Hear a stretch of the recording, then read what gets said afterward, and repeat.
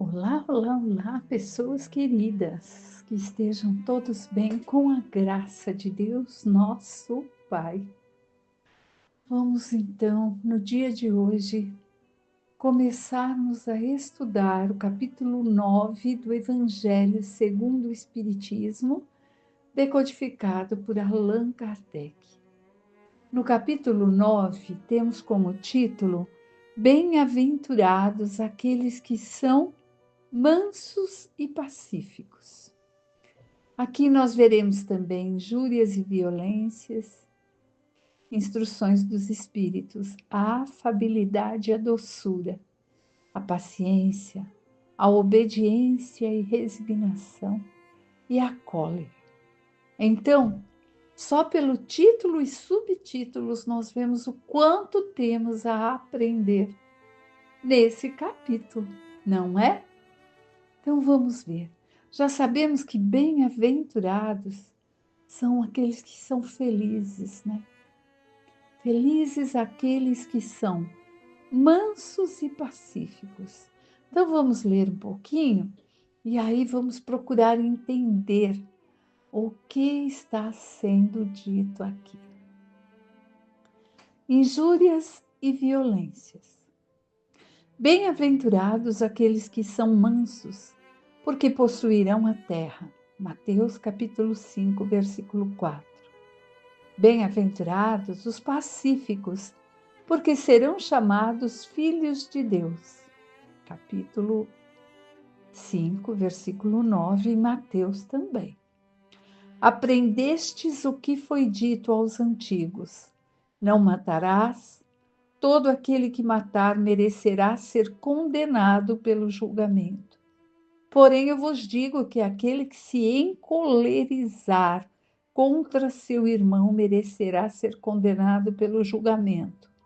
Que aquele que disser a seu irmão, raca, merecerá ser condenado pelo conselho. E que aquele que lhe disser, és louco, merecerá ser condenado ao fogo do inferno. Mateus, também no capítulo 5, no versículo 21 e versículo 22. Então vamos ver um pouquinho do que isso tudo quer nos mostrar, né? O que será que está nos dizendo, né? Quando Jesus nos coloca pacíficos, né? Aqueles que são mansos e pacíficos, são aqueles que são dóceis, brandos, que herdarão a terra. Ele fala, gente, da atitude da pessoa, sabe? Quem tem uma atitude mansa, que resolve as coisas, mas através da paz, não revidando ali como era feito antigamente, como previa, porque era a língua que o povo da época entendia. Matou, vai morrer também pela espada, esse tipo de coisa. Então, ele está falando de uma atitude da pessoa em ser assim. Ele não fala também que manso e pacífico é aquele que viu tudo acontecer e não faz nada, fica de braço cruzado. Fala, eu, hein, nem vou me meter. É diferente. Não é ser ali a favor ou ficar ali, ser conivente com a violência. Ser manso, pacífico, dócil, é um estado da alma. Não é não fazer nada de forma alguma. Aquele que é pacífico trabalha pelo quê? Pela paz. E se ele trabalha pela paz, ele trata a todos com bondade, com carinho. Ele se coloca no lugar do outro, né? E usa aquela palavrinha que nós tanto vemos falar hoje em dia, tal empatia. Mas é assim, ele se coloca no lugar da pessoa que às vezes não está ali tendo uma boa atitude, Mas ele não fala, não é comigo, sinto muito por ele, continua ali não.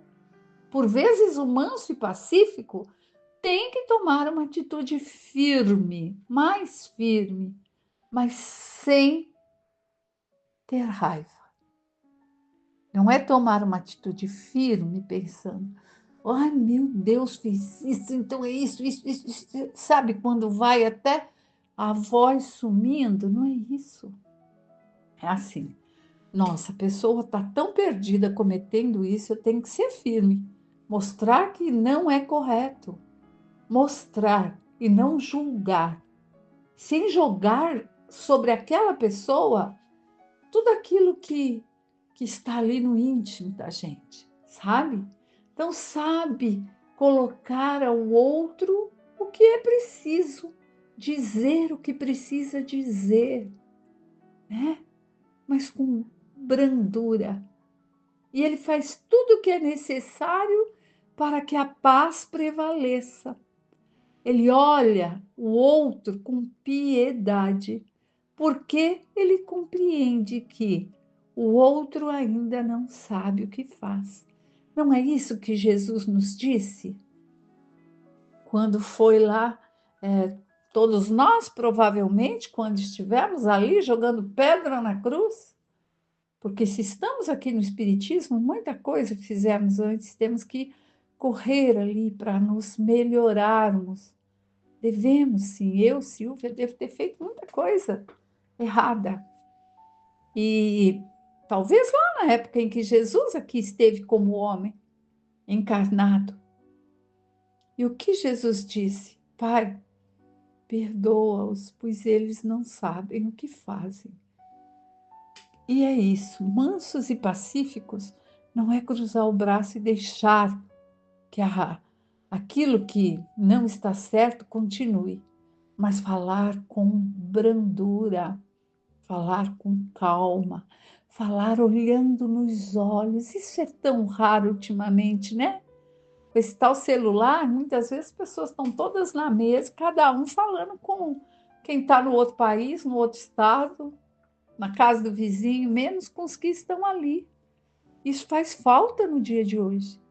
Olhar no olho, perguntar como é que você está, tá bem? E querer saber realmente como o outro está. Se interessar. Isso é raridade, gente.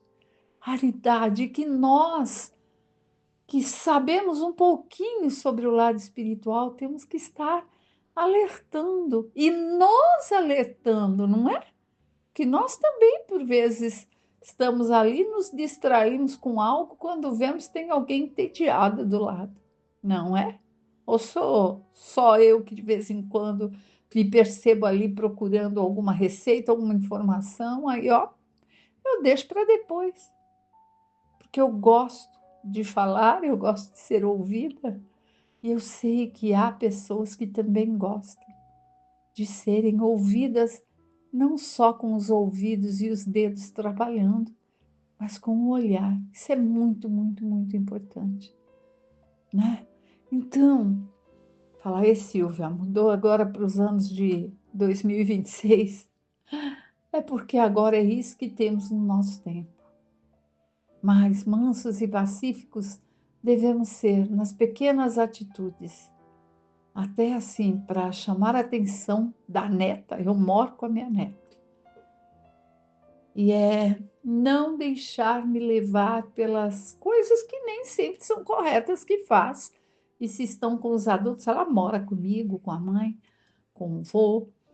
Temos que corrigir, mas com coração leve. Mostrar o que é certo e errado, não com raiva, não com raiva, que a gente estraga ao invés de edificar, certo? Então vamos continuar nossa leitura. Ó. Por estes ensinamentos morais, Jesus estabeleceu como lei a doçura, a moderação, a mansidão, a afabilidade e a paciência.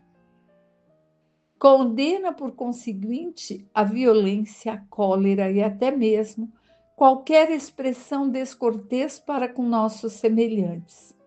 Raca era entre os hebreus um termo de desprezo, que significa homem de má conduta, e era pronunciado cuspindo-se e virando o rosto.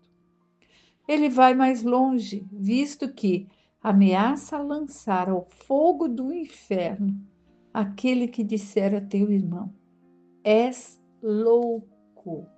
Então, vamos ver isso, ó. Quando ele diz aqui, né? Tem que ter ouvido para ouvir. É ouça, obedeça, né? Quando Jesus nos coloca ali a lei da doçura, da moderação, da mansidão, a afabilidade, né? Tudo isso, a paciência, a paciência. Ouça quando alguém tem algo a te falar. Ouça quando Jesus te coloca algo para auxiliar. Jesus auxilia o homem através do homem. Obedeça. Se nós não usamos máscaras, né? Aquelas máscaras de querer ser isso, querer ser aquilo, e até na época da pandemia. Ah, Silvia, não vou usar não, é tão ruim para respirar. Estou com Covid, deixa para lá. Isso é respeito ao próximo? Não, não é. Isso lembrando de um tempo próximo que nós tivemos, né? Então, Jesus vem ali nos mostrar que temos que ter mansidão. E condena quando diz raca e és louco. Por quê?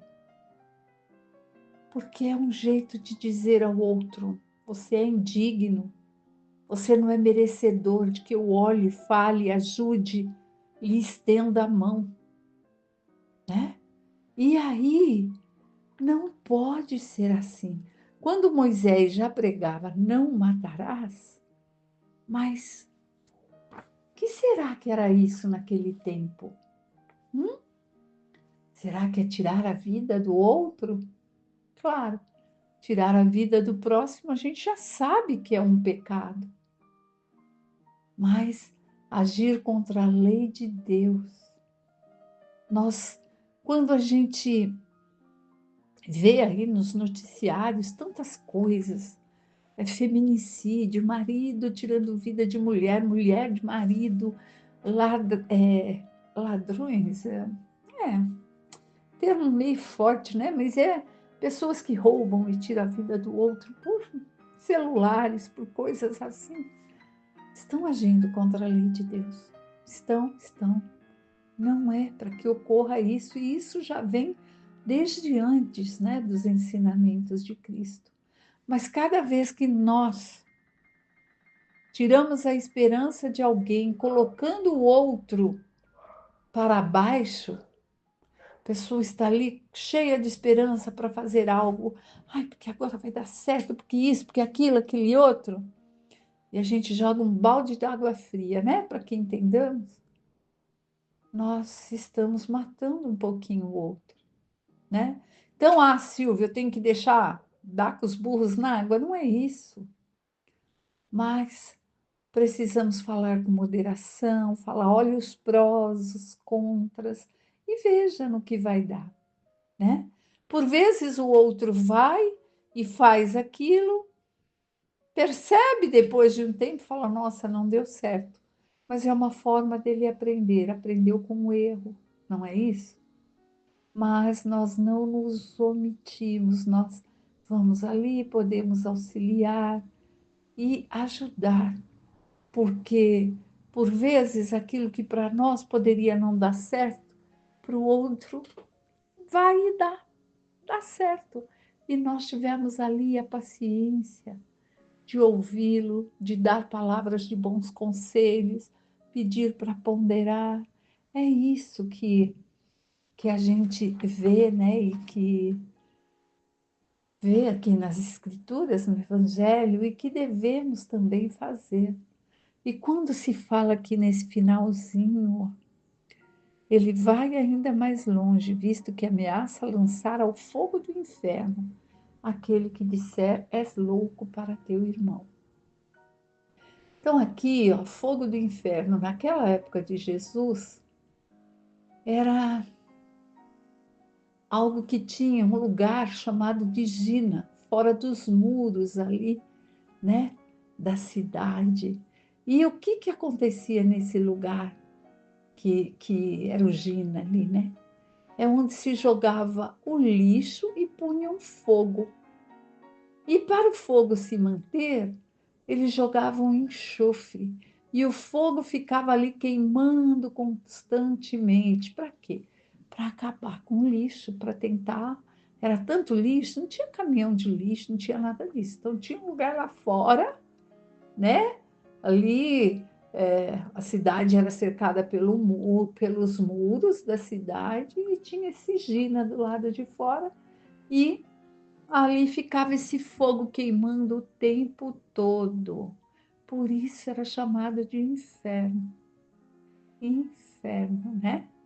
Então, lá no Velho Testamento, quando se falava essa palavra, inferno, era relacionado a esse lugar que era conhecido pelo povo. E Jesus falava sobre o que o povo conhecia. Mas não é, né? Não tem nada a ver com o inferno usado na Idade Média, que a igreja colocou ali para que nós tivéssemos medo e obedecêssemos pelo temor a Deus e não pelo amor a Deus, certo? É disso que ele estava nos falando. E óbvio que eu não sabia disso assim. Ai, você sabia onde está? Eu fui pesquisar e falava, nossa, mas a gente sabe, como espírita, que o inferno é a nossa consciência que nos cobra. Somos nós mesmos que criamos o nosso inferno, ou a nossa paz, o nosso céu. Podemos estar no céu estando encarnado, naqueles dias em que estamos em paz.